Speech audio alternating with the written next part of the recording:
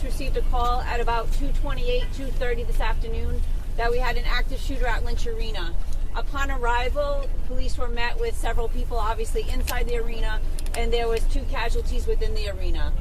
The suspect was confirmed as one of those casualties. Later on, we learned that another casualty from the shooting was at the hospital, that they succumbed to their injuries after being at the hospital, and there is 3 additional victims at the hospital that all are in critical condition at this time. It appears that this was a targeted event, that it may be a family dispute. We cannot release the names of the victims because obviously we want to speak to the family, make sure that the family is well aware of what happened before we release that information publicly. We had assistance from multiple police departments that came in to assist, to offer their assistance. Obviously, the Attorney General is also there with us now going over the crime scene. We had several people in the building, so we are talking to them. So we're trying to put together the story and the timeline of what happened. Did this happen in the stands? Can you just describe the layout in there and where this all took place? So because we're in the initial stages of the investigation, I can't get into detail, obviously. We're still investigating that. We're talking to all the witnesses. Like I said, there were several people within the Lynch Arena because it was a high school hockey game. So we're talking to all those witnesses. We have several witnesses that were here, and then some that we have brought to the police station where we're talking to them there.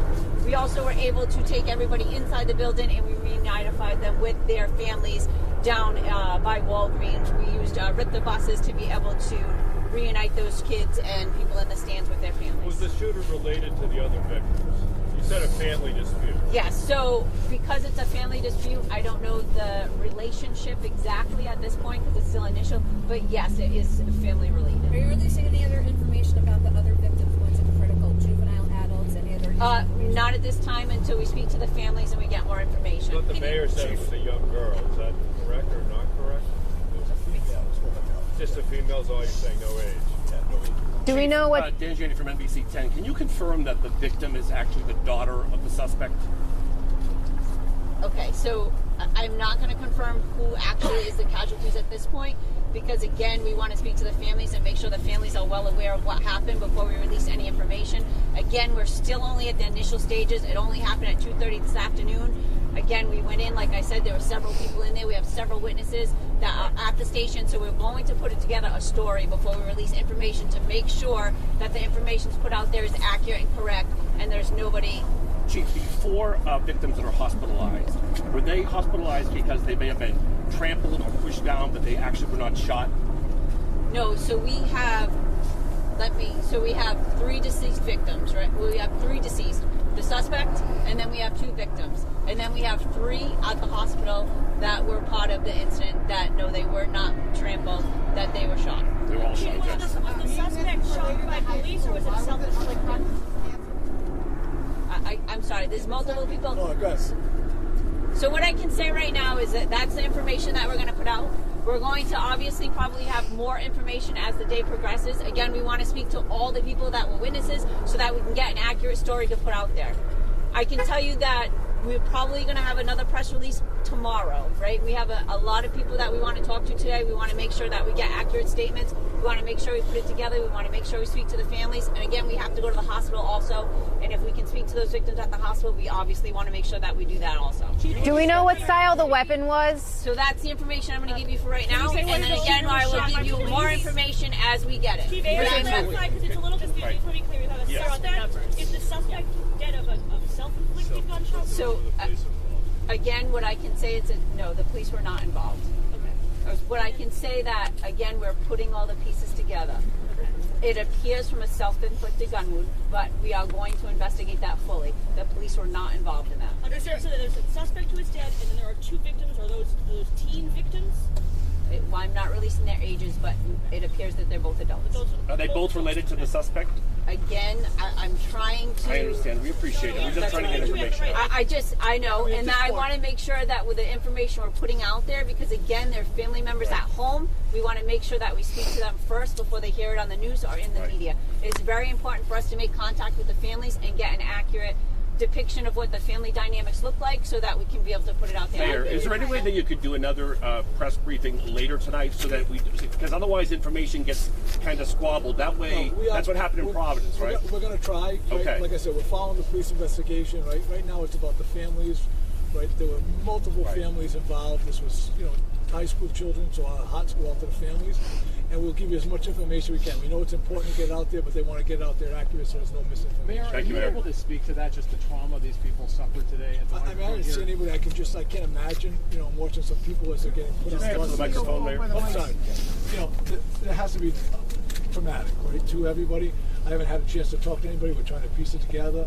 You know, they're all being shipped out to have conversations with to keep the investigation going, and we're dealing with the families. We have a lot of our services, family services, the Nonviolence Institute, a lot of our partners. They're all in there. They're doing grief counseling, so we're working close with them as well. It's been just. What are some of your concerns when you hear about a shooting inside an arena like this with so many young people? Of course, when you get the call, you think it's the worst thing, right? And I mean, it's very serious. Having said, this was an isolated incident in some ways. It's tragic. And you think about that, right? The family, all the resources, we have men and women out there, so your mind goes in all different directions. It's been just 2 months. On the ice, targeted or hurt in any way? I don't know that. I know they were on the ice, but I don't know if any. Mayor, it was in the stands. Mayor, are you aware that it was also live streamed so that other people may have seen this, obviously, that we're not? That's what they're piecing together. We're getting through the investigation, yeah. You say that it's an isolated incident, but it's been just 2 months since that tragic shooting on the campus of Brown University. Can you speak to how traumatic it might be for the people in this community to be experiencing 2 mass shootings within such a short span of time? The fortunate thing is they're not related, but it is very tragic, right? You're thinking about these are high school kids. They were doing an event. They were playing, you know, with their families watching a fun time, and it turned into this. So it's got to be. Mayor or Chief, were there any good Samaritans who stepped in that you know of to help? So again, I understand that there's live stream out there. It's in the initial stages of the investigation. So if there are witnesses or people that stepped in, we're going to leave that information will be confidential until we speak to them. But at this point, what I can tell you is that there were several people in there at the time. We heard a parent might have interacted. Again, Step to the mic, Chief, I'm just curious if it could have. I'm trying to see him over it. It's a little difficult. You guys have it a little higher. But okay. So there, obviously there were people inside. So I can say that people did assist. But as to the level of the assistance, again, we want to speak to everybody to make sure that we have an accurate statement before we put it out there. Unfortunately, if we put information out there and it's not exactly accurate, and it was, again, live streamed only for the sense that, so that other people could watch the hockey game. Did you have 1 or 2 guys? So again, that information will come out a little later. Chief, you had said families plural involved or just one family? No, I believe it's just one family. Chief, have you reached out to all the schools?